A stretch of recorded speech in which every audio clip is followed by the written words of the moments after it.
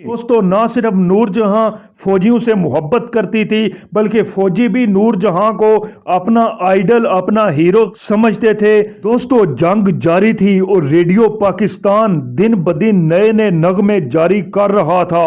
जब पहले दिन मेरा ढोल सिपाहिया तेनू रब दियां रखा शाया हुआ, उसके बाद सूफी तबस्सुम ने एक नया नगमा लिखा, ए पुत्र हटा ते नहीं विकदे। दोस्तों इस तरह के मिली नगमे आज भी दिलो दिमाग पर गहरा असर डालते हैं। इस वजह से जो भी ये नगमे सुनता गया तो हिंदुस्तान की ईंट से ईंट बजाता गया। 1965 की जंग में जब गोले और बारूद बरसते थे तो सब लोग नीचे बने तहखानों में चले जाते थे, लेकिन नूर जहां उनके प्रोड्यूसर और डायरेक्टर रेडियो पाकिस्तान में ही मौजूद रहते थे और वो कहते थे जान तो एक दिन जानी है तो फिर मौत से क्या डरना, जो कुछ भी हो जाए हम नगमे रिकॉर्ड करवाएंगे। नूर जहां हर नगमे को दिल से गाती। नूर जहां ने ये नगमा गाया, ए वतन के सुजीले जवानों मेरे नगमे तुम्हारे लिए हैं। नगमे में उन्होंने माऊ बहनों का भी जिक्र किया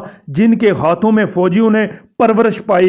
ये नगमा सुनना था कि फौजियों का जोश बढ़ गया। दोस्तों 1965 की जंग तकरीबन 17 रोज जारी रही। इस दौरान नूर जहां ने रेडियो पाकिस्तान को अपना घर बना लिया।